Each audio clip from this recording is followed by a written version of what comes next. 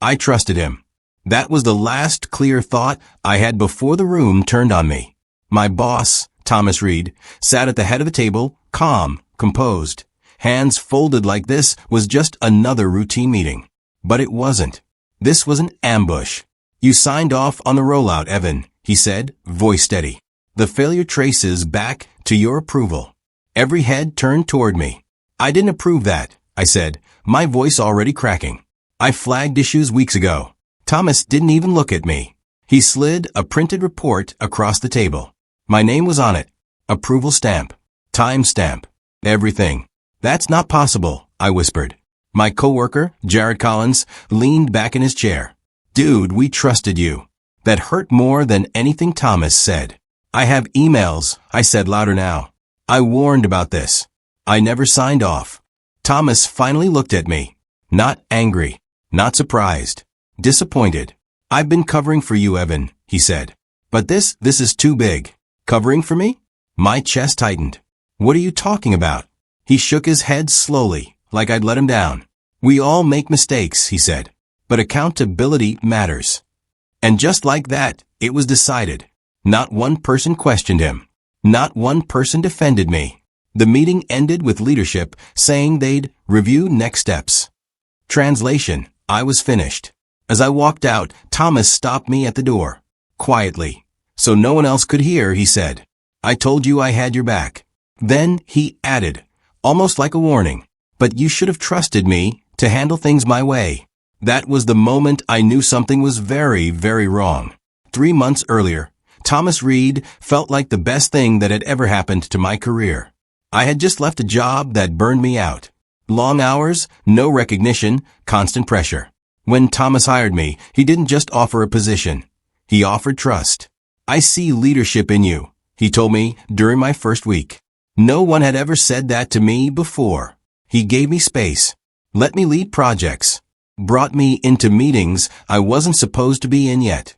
People noticed. Reed doesn't do that for just anyone, Jared told me once. You're lucky. I felt lucky. For the first time, I thought I had a real future somewhere.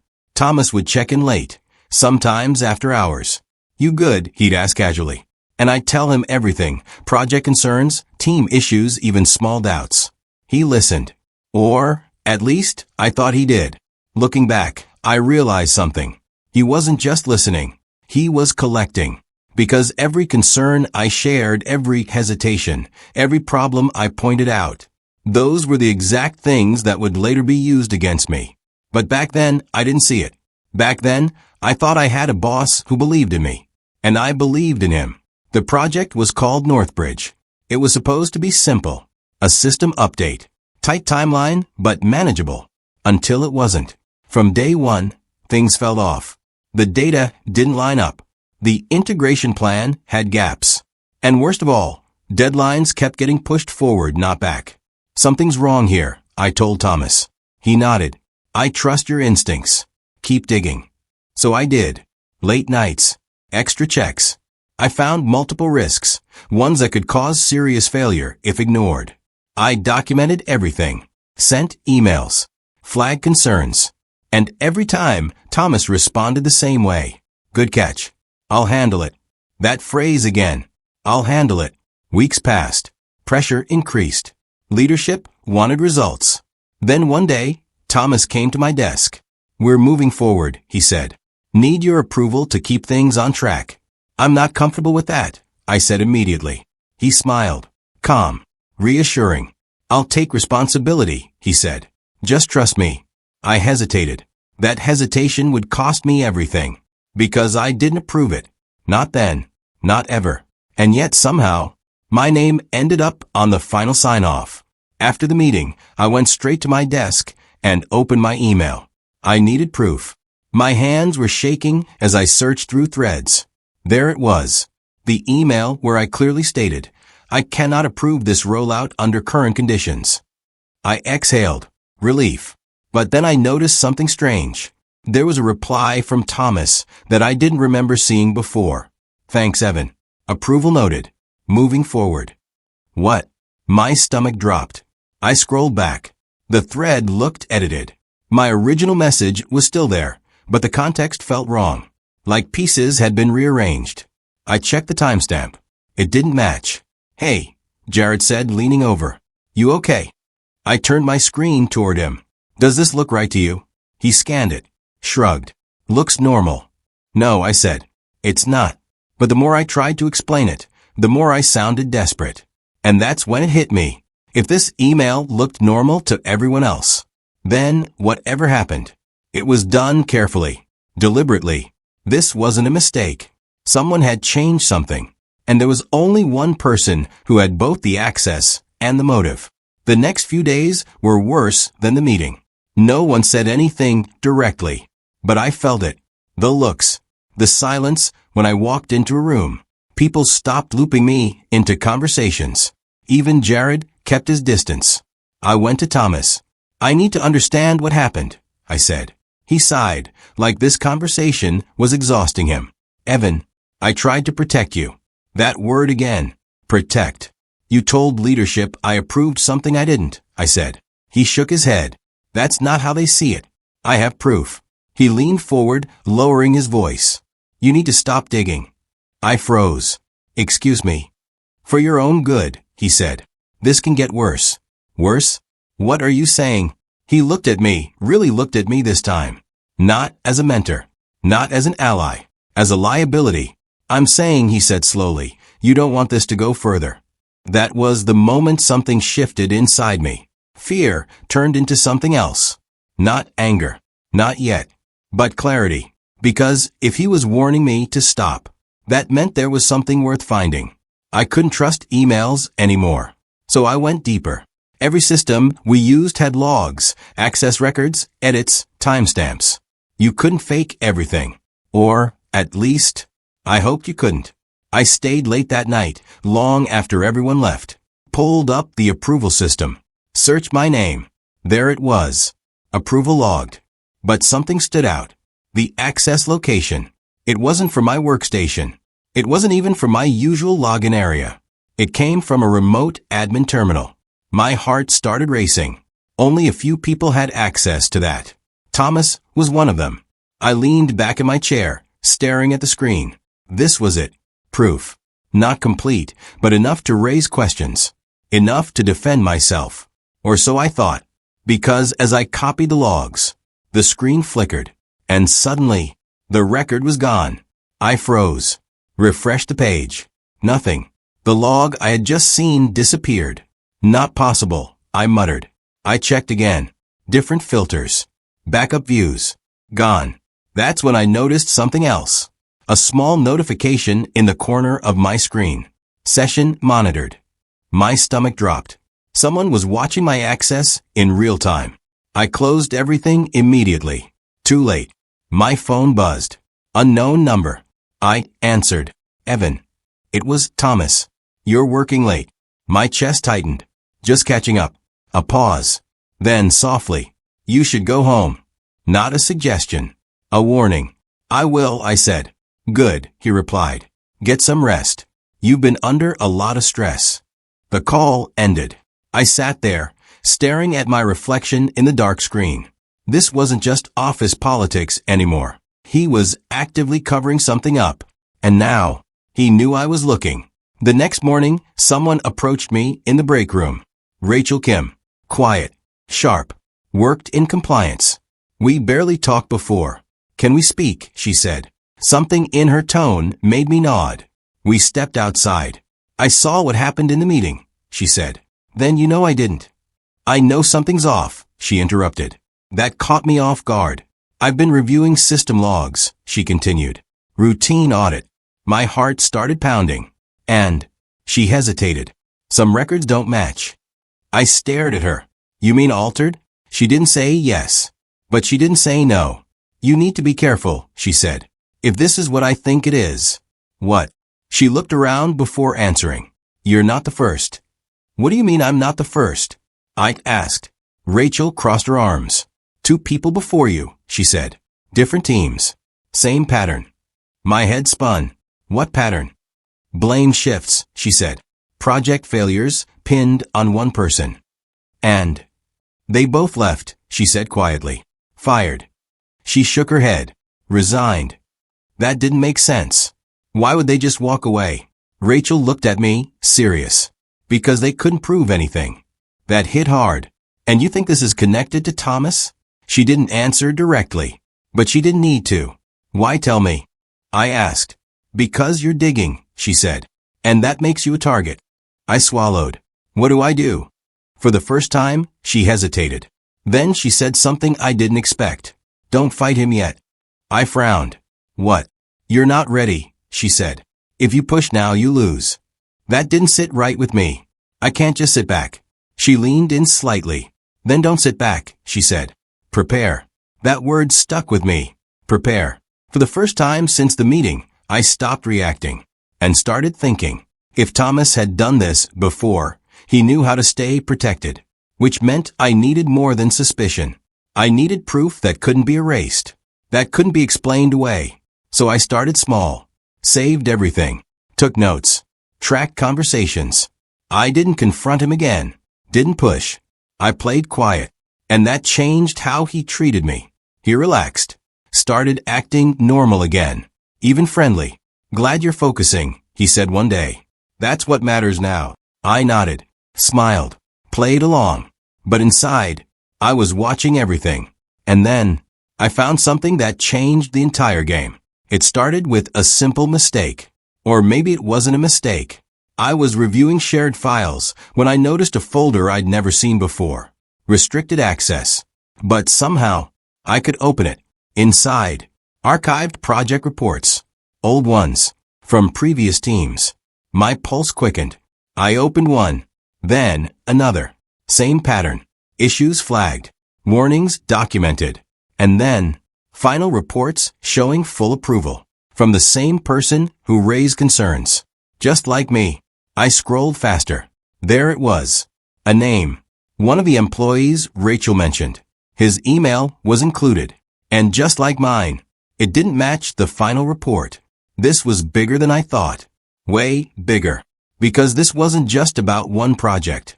This was a system. And Thomas was at the center of it. I needed to understand why. Why risk all of this? Why frame employees? The answer came from somewhere I didn't expect. Jared. We were grabbing coffee when he said casually, Reed's up for promotion. I looked at him. What? Yeah, he said. Big one. Senior leadership role. Everything clicked. Failed projects would kill that chance. Unless someone else took the fall. My stomach turned. He needed clean records, I said quietly. Jared frowned. What? Nothing, I said quickly. But inside, it made perfect sense. Thomas wasn't just protecting himself. He was building a spotless track record. At the cost of others. At my cost. And suddenly, this wasn't just about clearing my name anymore. This was about stopping him. I met Rachel again. Told her everything. The folder. The pattern. The motive. She listened carefully. Then said something that changed everything. You can't expose him alone. I don't plan to, I said. She nodded slowly. Then you need leverage. Like what? She held my gaze. Something he can't control. I thought about that all night. And then it hit me. If internal systems could be altered, then I needed something outside of them. Something independent. Untouchable. The next morning, I made my first real move. I applied for an internal transfer. Different department. Different reporting line. Same company. If I stayed close, I could keep watching. Keep building. And, when the time came, I wouldn't just defend myself. I'd bring everything down around him. But what I didn't know yet was that Thomas had already noticed the shift. And he wasn't going to let me move that easily. I submitted the internal transfer request early in the morning. By lunch, it was already flagged. Not denied, just delayed. Which was strange. Transfers usually took weeks to process, but not to review. By the end of the day, I got the email. Pending manager approval. Of course. Thomas. I walked into his office before he could call me in. You're transferring? He asked, already knowing.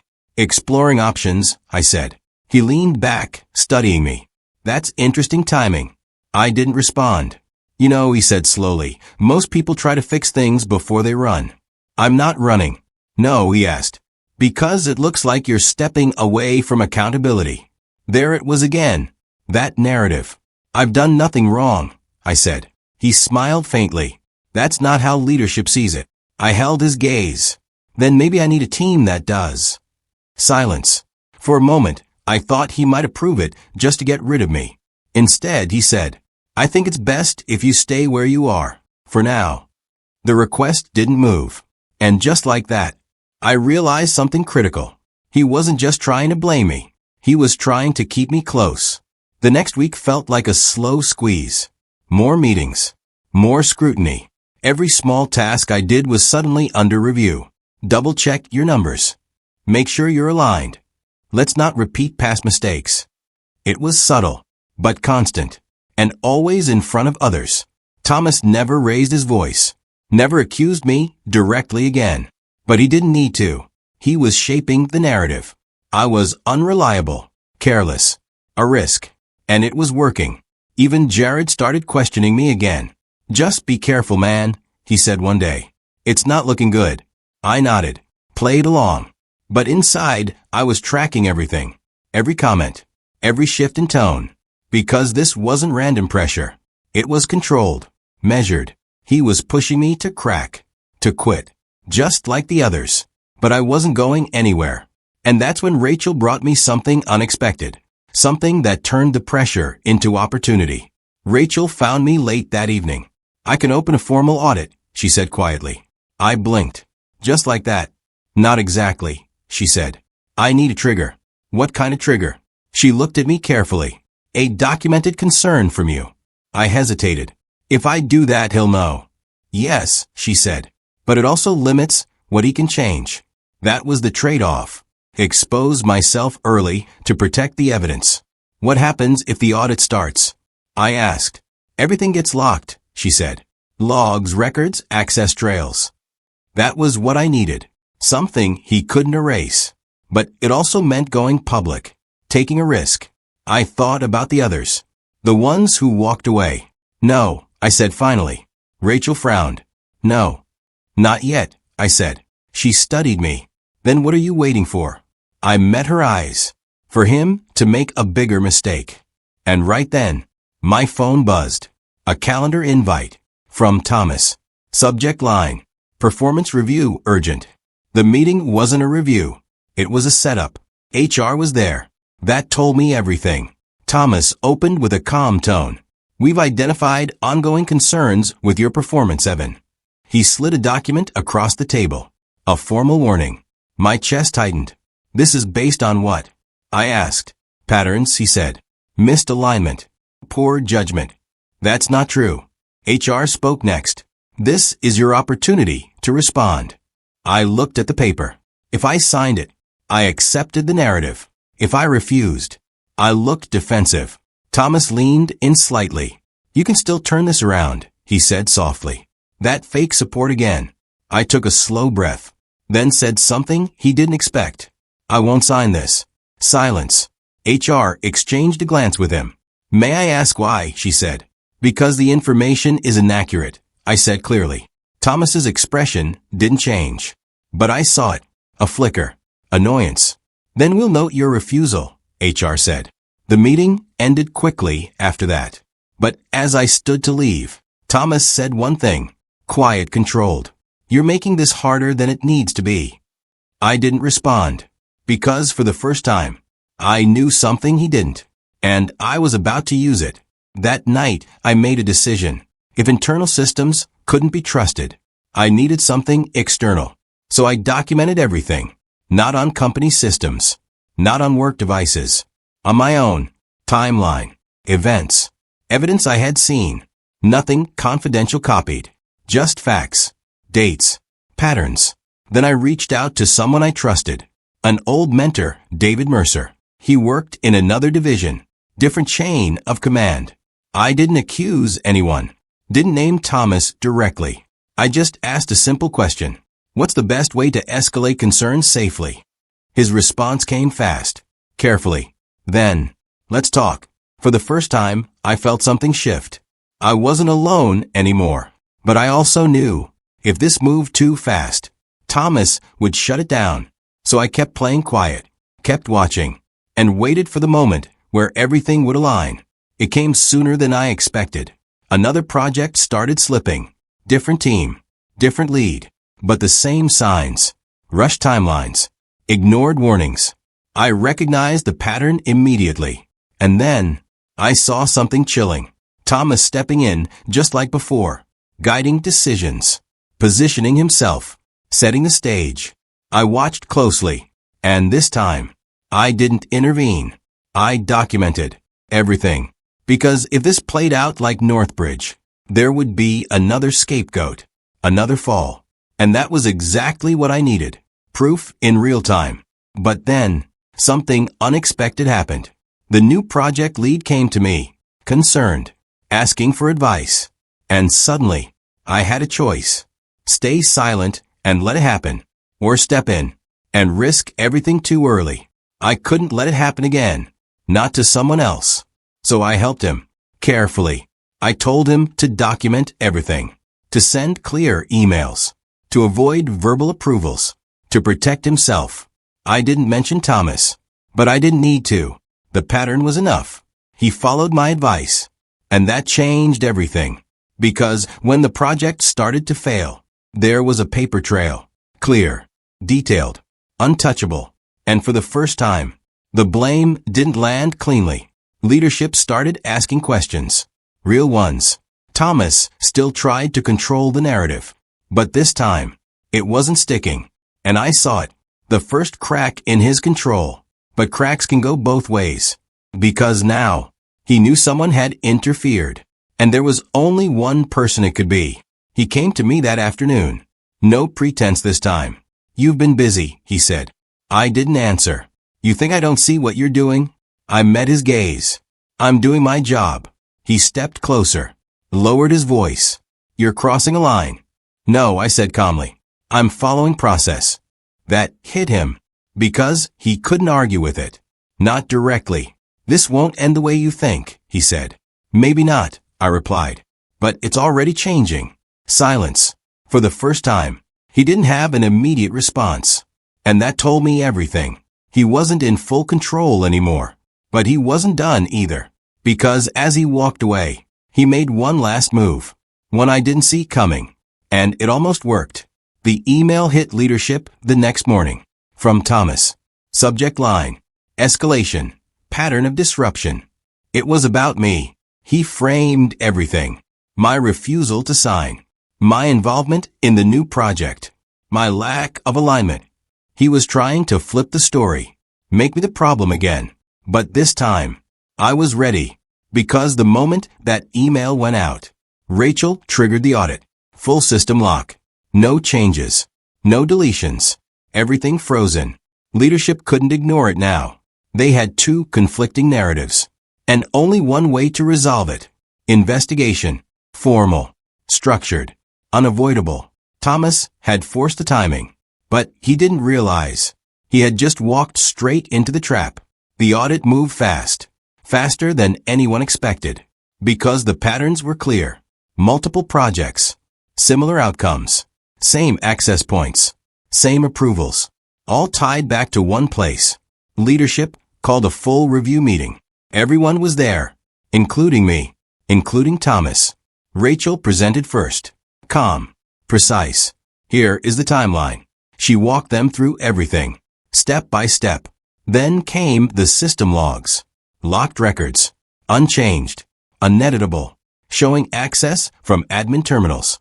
Showing edits. Showing approvals that didn't match original inputs. The room went silent. Thomas tried to speak, to clarify. But he was stopped. Let her finish. Rachel continued. And then, she showed the final piece. The connection between all cases. And for the first time, every eye in the room turned to Thomas. Not me. Him. Thomas tried to recover. "It's being misinterpreted," he said. "It's not," Rachel replied. Leadership started asking questions. Sharp ones. Direct ones. And this time, he didn't have control over the answers. Because everything was documented. Everything was locked. Everything was visible. He looked at me once. Just once. And I saw it. Not confidence. Not control. Panic. The same panic I felt in that first meeting. Except now, it was his turn. By the end of the meeting, he was removed from the project. Pending review. Escorted out quietly. No announcement. No explanation. Just gone. And just like that, the man who said he had my back had nothing left. A week later, I was called into leadership. Different tone this time. We owe you an apology. I didn't say anything. They offered to restore my position, clear my record, even fast-track my promotion. But I had already made my decision. I appreciate it, I said, but I'm moving on. They looked surprised. Are you sure? I nodded. Because this was never just about staying. It was about choosing. And for the first time, I had that choice. Before I left, I got one more message. From Thomas. Short. Simple. Can we talk? I stared at it for a long time. Then deleted it. No reply. No closure. Because he didn't deserve it. I walked out of that building for the last time. Not as the person they tried to break, but as the one who saw it through, who played it right, who didn't cut corners, didn't lose control, and didn't need revenge. Because the truth handled that for me.